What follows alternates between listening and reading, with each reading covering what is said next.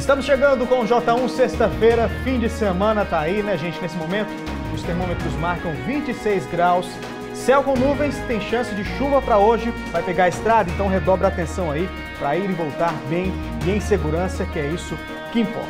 Olha só, na edição de hoje nós vamos continuar falando sobre a agressão que uma mulher sofreu em um elevador do prédio onde ela mora em Valparaíso. O agressor é o marido dela, que foi preso ontem. Os detalhes dessa prisão eu te conto daqui a pouco. E você vai ver ainda. É alto o número de casos de violência contra idosos em Goiás. Polícia prende homens suspeitos de assaltarem ônibus em Valparaíso. Moradores do Parque Industrial Mingoni 2 reclamam da falta d'água. Na última reportagem da série Travessia, você vai ver que toda chegada da vida poderia ser em um ano novo. E no programão tem as dicas de lazer para o fim de semana. É agora no J1.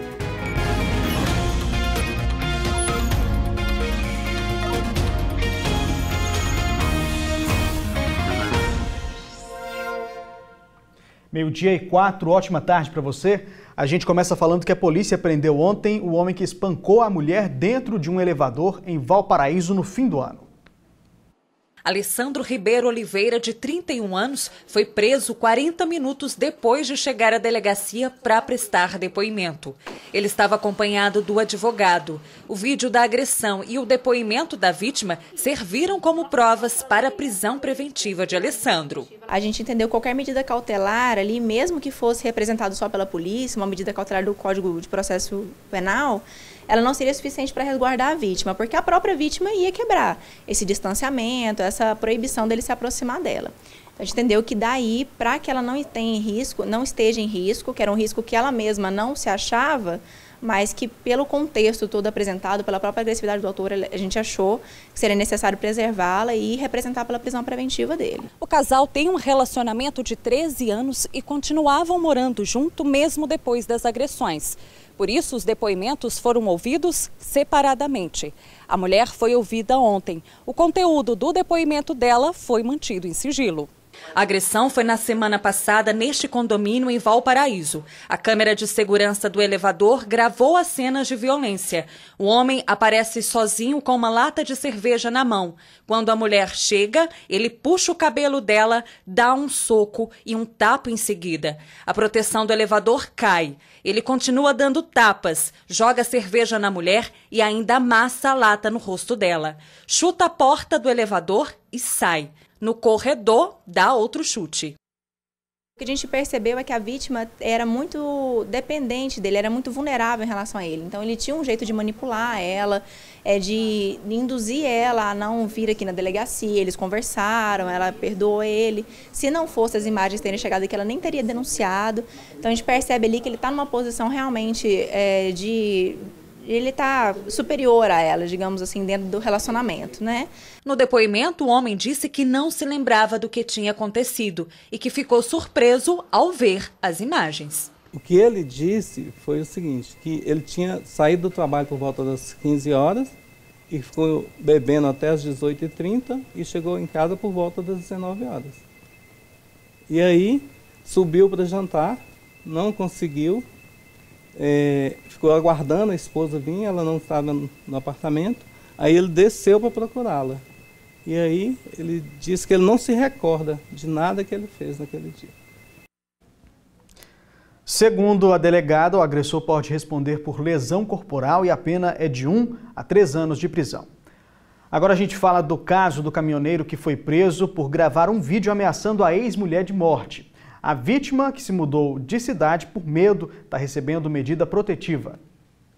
A defesa do suspeito ainda não se manifestou. Alex Tavares Vieira, de 40 anos, continua detido na unidade prisional de Itumbiara. O suspeito, que estava foragido desde abril do ano passado, gravou um vídeo ameaçando matar a ex-mulher. Eu vou te matar.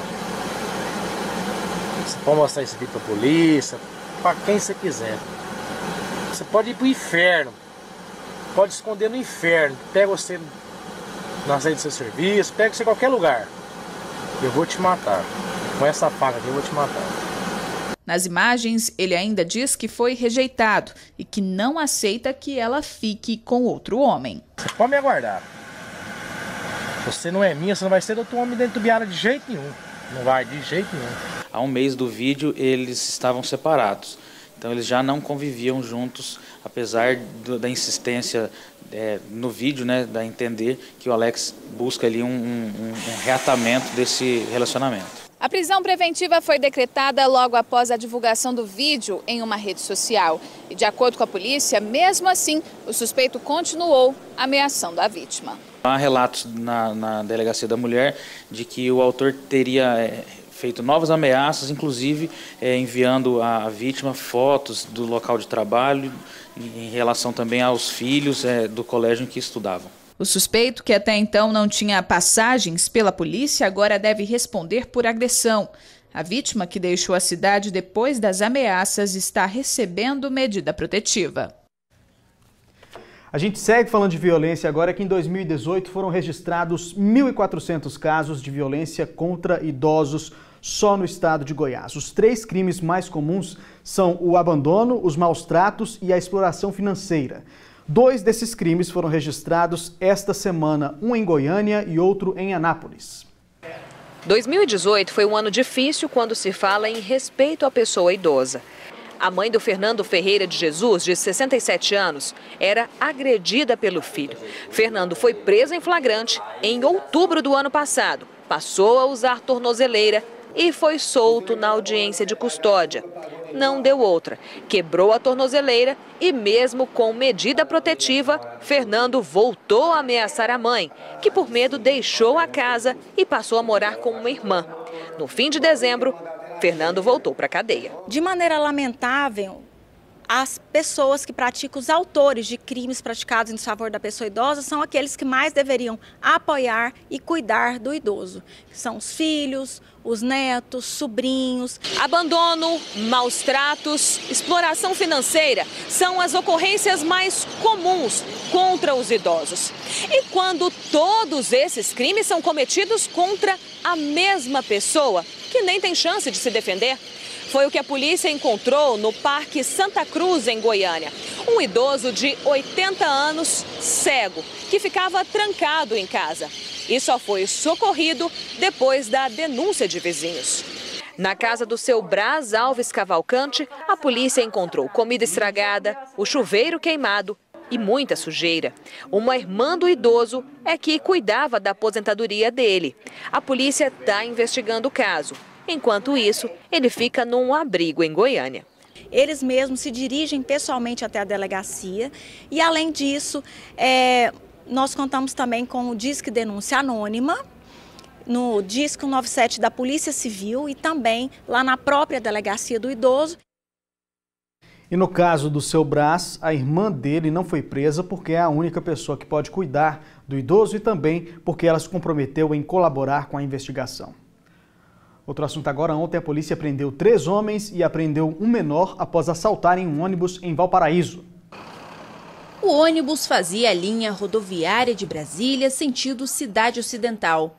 O motorista do coletivo, que preferiu não ser identificado, diz que os bandidos entraram no ônibus ainda no DF e, no meio do caminho, anunciaram o assalto. Um pulou a roleta, pediu para me desviar a rota, até que o outro terminasse de recolher tudo do pessoal. Já os passageiros não quiseram gravar a entrevista, mas me disseram que durante o assalto tinham mais de 70 pessoas dentro do ônibus. Eles contaram que os bandidos estavam armados e que chegaram inclusive a ameaçar alguns passageiros. Os criminosos levaram celulares, joias e todo o dinheiro das vítimas. Mas os bandidos foram presos minutos depois do crime. Algumas vítimas conseguiram ligar para a polícia, que fez um patrulhamento na região e localizou os criminosos. Um deles é Leonardo Lima, de 18 anos. Os policiais também conseguiram chegar até outros 2 suspeitos de terem dado cobertura. Um é adolescente. A polícia conseguiu recuperar parte dos pertences roubados e apreendeu também esta arma calibre 32 e munições que estavam com um dos bandidos. Foi encontrado, além da arma, 10 celulares, aparelhos celulares, R$ 592,50 proveniente do roubo, né? E também carteiras e um tênis que eles arrancaram do pé de uma das vítimas. A vítima estava até descalça. A gente sai de casa para trabalhar, no sábado se volta. Ainda mais uma hora dessa que aconteceu de tarde. Você não imagina que vai acontecer uma coisa dessa tarde, né? É triste. Segundo a polícia, os suspeitos podem responder por roubo e corrupção de menor. E ontem, durante a tarde, houve uma rebelião no presídio de Cristalina. De acordo com a Diretoria-Geral de Administração Penitenciária do Estado, alguns presos da cadeia da cidade se rebelaram contra uma revista realizada nas celas da unidade. Essa revista foi feita após os agentes receberem uma denúncia de que em uma das celas teria um celular escondido. Os agentes encontraram esse celular e foi aí que a confusão começou por lá. Foi preciso chamar o grupo de intervenção tática para controlar os presos. A rebelião só foi controlada no final da tarde. Foi determinada uma abertura de um procedimento administrativo contra os autores. 3 presos foram transferidos para outra unidade. E 4 pessoas foram presas em Paracatu, Minas Gerais. Os 4 são suspeitos de envolvimento no assalto a um supermercado de Cristalina. A prisão foi feita em parceria entre as PMs de Goiás e de Minas Gerais. Com os 4 estavam o veículo usado durante o assalto ao supermercado, um aparelho celular e também um cacetete. Eles prestaram depoimento na delegacia de Paracatu e em seguida foram levados para Cristalina. Está na hora agora da primeira rodada de participações aqui pelo nosso WhatsApp 98442-4000. Você de qualquer cidade aqui do entorno de Brasília pode participar com a gente ao vivo. Tem mensagem da Elisângela de Santo Antônio do Descoberto. Ela diz: minha rua está em situação que só Deus na causa. Tem um colégio nesta rua, Kaique José Elias. E os professores deixam os carros em outra rua e vão a pé para a escola porque não dá para passar de carro. Está aí o desabafo da Elisângela em relação à situação lá da rua perto da escola onde ela precisa ir, onde ela trabalha, né? Ângela, Ricardo e Luziânia moram no bairro industrial e nós, moradores, estamos sem água há 3 dias. Queremos saber o que está acontecendo, pois pagamos um absurdo e ninguém nos dá um posicionamento sobre isso. Então está aqui o espaço aberto para a Saneago se posicionar em relação a esse problema da falta d'água lá no bairro.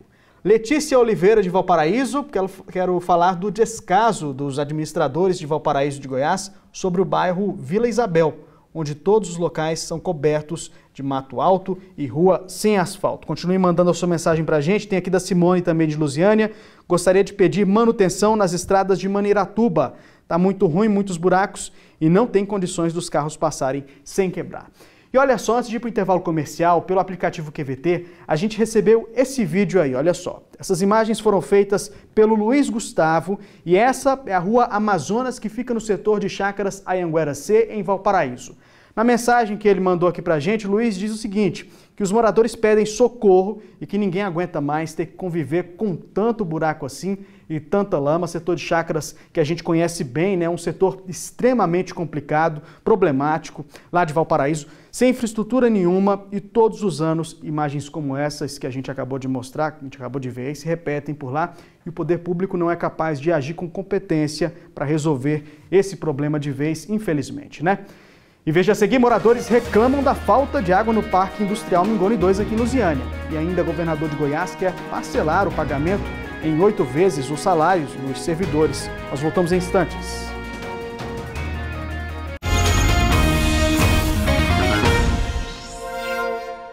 A você aqui no J1, você sabe que as participações que vocês mandam pra gente podem virar reportagem. E nós recebemos pelo nosso WhatsApp uma sugestão de reportagem dos moradores do Parque Industrial Mingoni 2. Inclusive, a gente mostrou agora há pouco uma outra reclamação sobre esse problema. Eles reclamam que estão sofrendo com a falta d'água há quase um mês. Quem esteve lá no local foi a repórter Camila Castro. Boa tarde, Camila.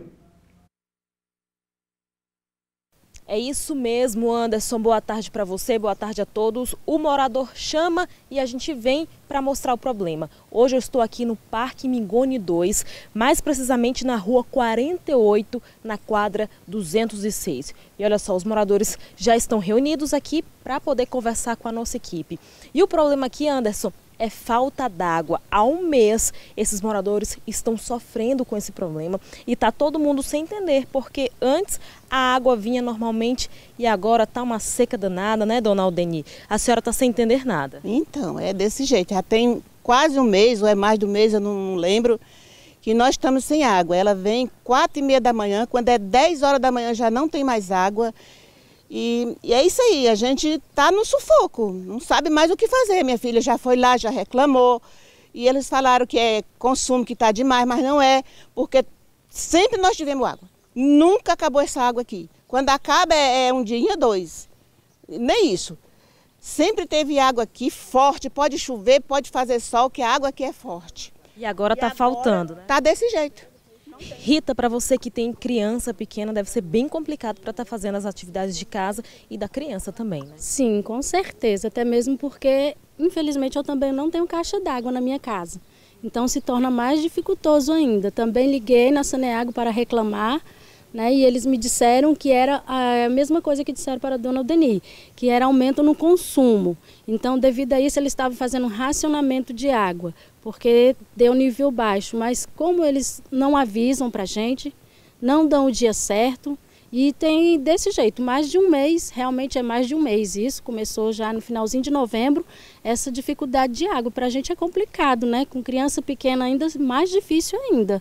Precisamos de uma providência, né, que eles têm que providenciar, porque a gente paga nossas contas. Com certeza, e olha, os moradores já estão tendo prejuízos, principalmente para quem tem negócio aqui nessa região. A Eliane, ela só trabalha num salão e ela me contou que o salão já fechou várias vezes porque não tem água para lavar o cabelo das clientes, né? Sim, verdade. Ontem mesmo foi um dos dias que tivemos que baixar as portas porque infelizmente não dava para trabalhar. Tivemos que ligar para os clientes e desmarcar todos que estavam marcados, porque sem água é impossível. E também, semana do Natal e do Ano Novo, tivemos que encher baldes para lavar cabelo das clientes usando a água do balde, porque está muito difícil trabalhar no salão. Realmente a falta de água está precária.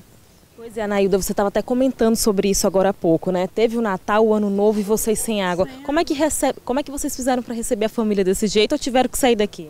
Teve que sair de casa, porque todo ano eu reúno as pessoas na minha casa, a família, esse ano não tinha como. Aí eu abri a torneira e falei, como é que pode você abrir uma torneira no Natal? Não tem uma água, no Ano Novo não tem uma água. Ela chega às 4h30 da manhã e 8h40, no máximo, 9 horas ela vai embora. Pode abrir as torneiras que não tem mais. Aí eu encho os baldes para fazer as coisas. E eu tenho uma criança pequena. Nossa, realmente é muito complicado. Porque imagina só, Anderson, viver sem água, impossível, né? Porque você precisa de água para fazer basicamente tudo. Eu volto com você e eu quero que você diga agora para esses moradores qual que é a resposta da Saneago e o porquê que está sem água assim há tantos dias. E volto com você. É triste a gente ver uma situação como essa, né? Os moradores aí precisando do básico, que é água, né? Camila, obrigado, viu? Agradeço também a participação de todos os moradores. Olha só, em nota, a Saneago informou que vai mandar uma equipe ao local para verificar essa situação lá do Parque Industrial Mingoni 2, aqui de Lusiânia. A gente pede então aos moradores que, caso isso não seja feito, entrar em contato novamente com a gente, que a gente continua mostrando esse problema até ele ser resolvido. Outro assunto agora, o governo do estado admite parcelar o pagamento dos salários dos servidores em até 8 vezes. Ontem teve reunião para tentar resolver essa situação. Na reunião, o governador Ronaldo Caiado e a equipe econômica voltaram a tratar da questão considerada emergencial. Mas o impasse sobre o pagamento da folha do mês de dezembro dos servidores públicos continua. A secretária da Fazenda, Cristiane Alckmin, disse que a folha deste mês está empenhada, tudo certo. Mas e o que fazer para tapar o buraco de 1 bilhão e 600 milhões de reais da folha de dezembro? A atual administração disse que só com a ajuda do governo federal para sair dessa. Se a gente não tiver ajuda do governo federal, não tem jeito. Teremos que parcelar, infelizmente, porque não há dinheiro. A secretária espera resolver esse problema com a vinda de uma missão do governo federal, que vai analisar as contas do Estado. O dia 21 é quando a missão viria aqui e eu estou tentando arduamente antecipar essa vinda aqui, essa missão, para o dia 7, para que a gente possa, então, já entender como que a gente pode estruturar o pagamento dos servidores. Mas para ter o dinheiro do governo federal, a Assembleia Legislativa precisa aprovar o orçamento de 2019. O Sindicato dos Servidores diz que está aberto às negociações, mas bateu o pé. É contra o parcelamento dos salários atrasados. Não concordamos com o parcelamento de salário, nem de dezembro de nenhum outro mês, mas queremos continuar dialogando para construir uma coisa que possa ser possível para o governo e especialmente para o servidor, que é a nossa preocupação.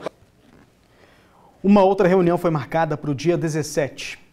A gente abre agora espaço para quem perdeu o animal de estimação. Esse aí que está aparecendo na tela agora é o cãozinho da Geusilene. Ele sumiu perto do estádio Serra do Lago, em Lusiânia. Qualquer informação é só ligar no 99621-6532.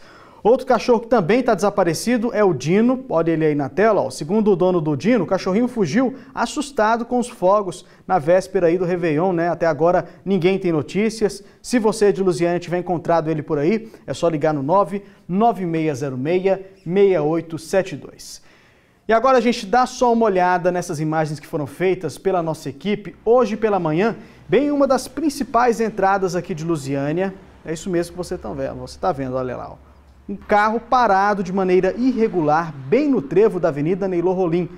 Para piorar, gente, o motorista estava dentro do veículo que estava com uma placa de vende-se, ou seja, ele imaginou que aquele ali fosse o melhor lugar para anunciar a venda do veículo. Parece uma piada, né? Esse sem noção aí, além de colocar a vida de outros motoristas em risco, se pego pela PRF, poderia levar uma multa grave no valor de R$ 195 e ganhar 5 pontos na carteira de habilitação.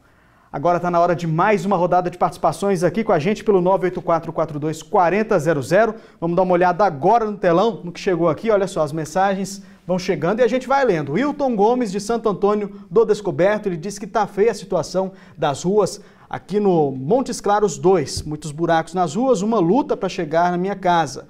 Uma das entradas para as quadras 5 e 6 já está abandonada, né? Porque não tem como passar. Pedimos providências urgente em relação a esse problema. Valeu, Wilton, pela mensagem. Recado também da Eliane Nascimento, de Lusiânia.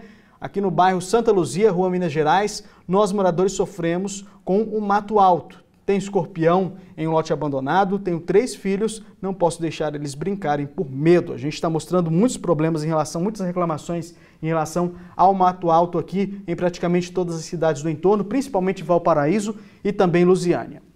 Maria da Silva, de Lusiânia, quero saber por que ainda não temos água no Parque Estrela d'Alva 4. O poço artesiano já está pronto e há alguns anos já nem nada de água nas residências. Valeu pela mensagem. Tem outros recados aqui também. Mensagem do Danilo Alves, do Parque Estrela d'Alva 1. Queria fazer uma reclamação sobre esse mato alto. Olha, mais uma mensagem sobre mato alto, né? Além de ter lacraias e outros bichos, é esconderijo para bandidos. Queria pedir para fazerem algo a respeito. Alice, de Cidade Ocidental, quero reclamar dos ônibus que atendem o Parque Nova Friburgo. Eles estão precários. E tem a mensagem também da Amanda, do Jardim Gá. Ela diz que tem mais de 3 meses que tenta fazer o cartão do SUS e não consegue, está precisando muito porque o filho vai estudar e só consegue fazer a matrícula com esse cartão. A gente já mostrou também uma reclamação parecida com essa, inclusive ontem, sobre esse mesmo problema. Tem várias outras mensagens aqui que a gente segue lendo nessa edição do J1. E a seguir, o número de feriadões em 2019 será menor que no ano passado. E ainda, na última reportagem da série Travessia, você vai ver que toda a chegada de Vita poderia ser em um ano novo. Agora, 12h28, voltamos já!